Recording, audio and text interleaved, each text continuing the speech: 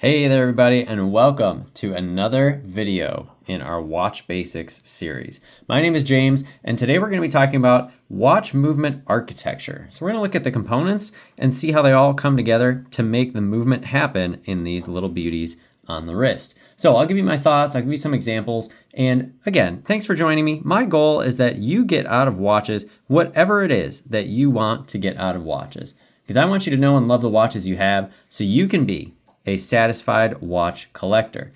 With that, please do like the video and subscribe to my channel if you do enjoy this type of content. And without further ado, let's get into this topic. So today I've got two watches that we're going to use to help me demonstrate this a little bit. I've got my Girard-Perregaux 1966 Orion with the beautiful aventurine dial. I just absolutely love it. And then I've got my Dan Reuter DR02.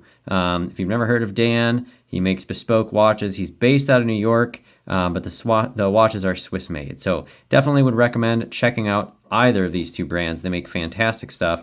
And let's flip them over, because today we're talking not about dials, but we are talking about movement architecture. And so the first place that we need to start if we're talking about movement architecture is, what is the power source of a mechanical watch?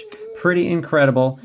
Sorry, I've got my dogs in the background here. Pretty incredible that watch power all starts with the mainspring, which is inside the barrel. Now I'm using this example. You can see I wear it. It's not all prettied up. The barrel is right here, hidden back kind of under this bridge. It's at the bottom of this watch, but that's going to vary depending on what you're looking at.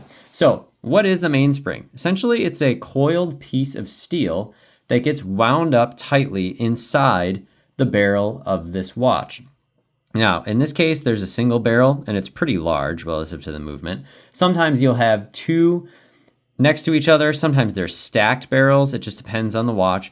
And all it really does is it controls the release of energy from the mainspring, and then it avoids fluctuations as the mainspring unwinds. So that's one of the reasons why you'll often have, again, two, sometimes stacked, sometimes next to each other. Sometimes it's done for space constraints as far as where they're placed. But ultimately, the goal is, how do I help the mainspring unwind in here and not lose any torque? So to keep a continuous flow of energy and not faster or slower, essentially. So that's the goal. Now, in a manual wind watch, this is obviously done exclusively with the crown.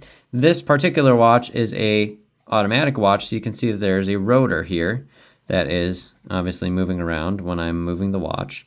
And sometimes it's very visible when you can see the rotor moving, that it interacts with the keyless works. This one is a little bit more subtle, but you can see the movement of that part of the barrel.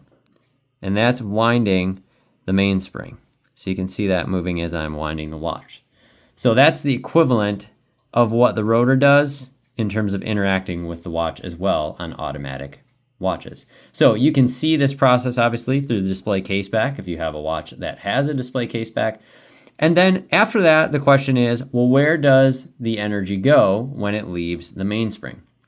And the answer is the gear train. Now, I'm going to switch watches here just to try and give a little bit of some different examples. But you can see kind of buried under here, there's a little wheel, a little golden wheel there. And that wheel is part of the gear train. Now in this case, it's close to the balance wheel, which we'll talk about a little bit later.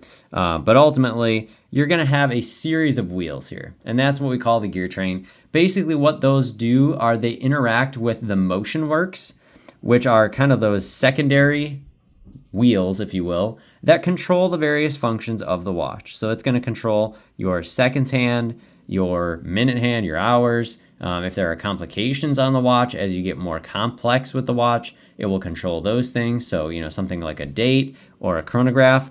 So that's what the motion works all do. Basically, those are the controllers, and they're all mechanically geared to have exactly the right amount of gears to do what they need to do. So for instance, produce 31 days in a month, just as an example. Oftentimes these gears are hidden underneath the bridges. So this one you can see a little bit more of with the Girard-Perregaux. You can't really see any of the gear train. It's pretty much entirely hidden underneath the bridges of the watch.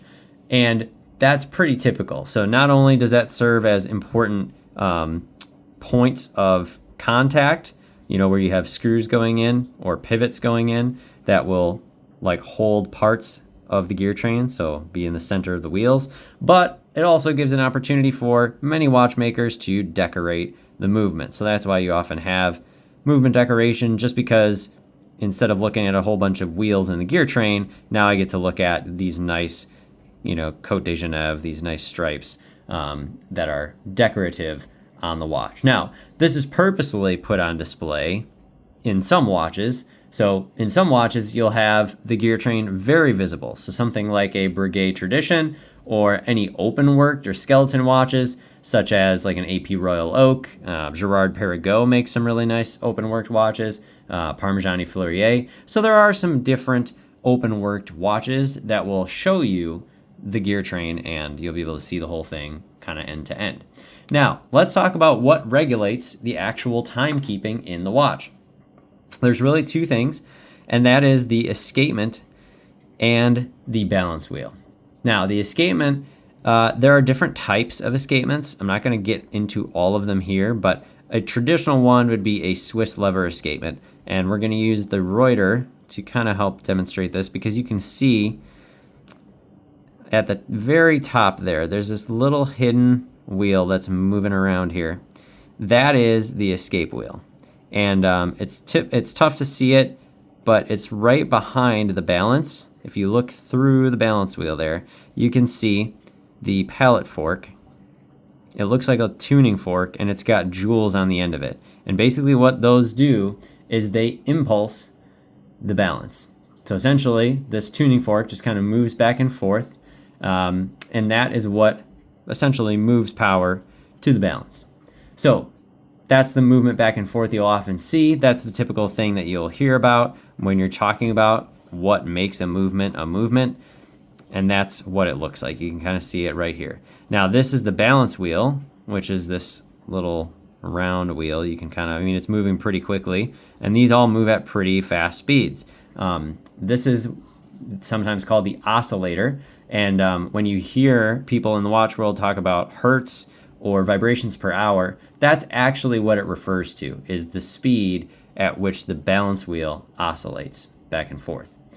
A lot of Swiss watches are 4 hertz or 28,800 vibrations per hour. So again, that's the movement or the motion within the watch that actually creates those ticks that you're used to by when you either listen and put your ear close up against the caseback, or look at the front of the watch and you can see the seconds hand moving slowly around the dial.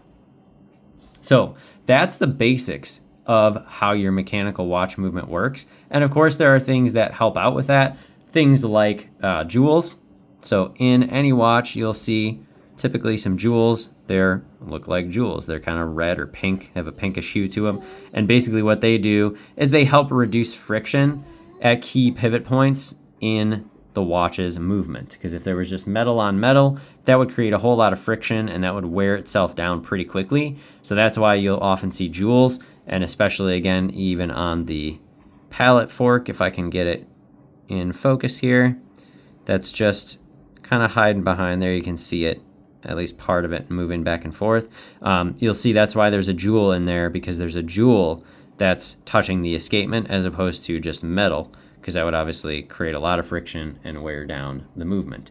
And then there's, of course, lubricants in there as well, because that serves the same purpose. That's one of the reasons why servicing a watch is so important, because some of those lubricants can break down over time, and then you have parts of the movement not lubricated, and that can cause all sorts of problems. So that is a brief description of how mechanical watches actually work. Now, of course, there are always going to be really interesting and creative ways that people have come up with to help this process. So one example of that, just real quickly, is something like a Fusee. This watch does not have one, but something like a Romain Gontier Logical 1 is a good example. There are some Lange watches that have essentially the same thing, a constant force mechanism. And all it does is, as your barrel winds down, going back to the barrel here on this Girard-Perregaux, as the barrel winds down, there's going to be less and less tension in the mainspring. And so what can happen is it's actually creating less force, and that can slow down the movement of everything in the watch.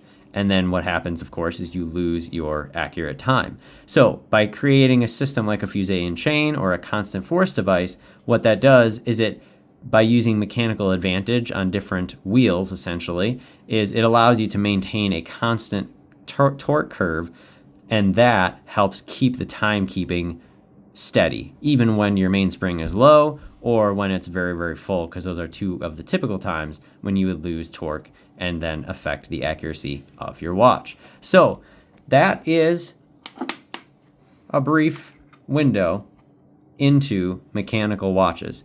So hopefully that was helpful, and hopefully you picked up something there. Like I say, go and take a look at some skeleton or open worked watches. Take a look at Romain Gaultier and the Logical one. It's a very, very cool looking watch, and it's innovative, because that's the watch world. That's what we live in with these little beauties on our wrists, is how do we make these things work as wonderfully and efficiently as possible. So those are my thoughts on mechanical watch movement. Again, please do like the video if you enjoy this style of content, and subscribe to the channel. And I'd love for you to leave a comment down below. What do you want to know about watch movements? What are the things that are confusing or that you don't understand? Because I'd love to get that dialogue going. And with that, I'll talk to you all next time. Bye-bye. Thanks.